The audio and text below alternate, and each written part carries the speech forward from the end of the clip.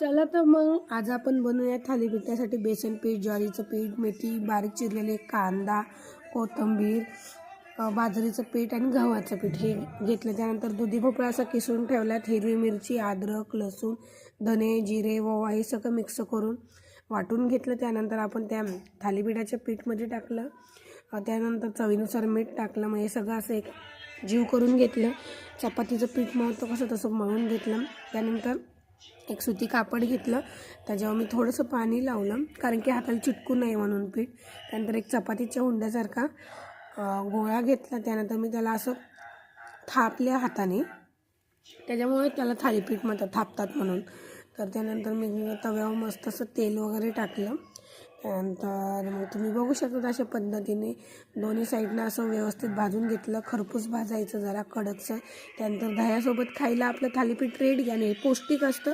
लहान मुलं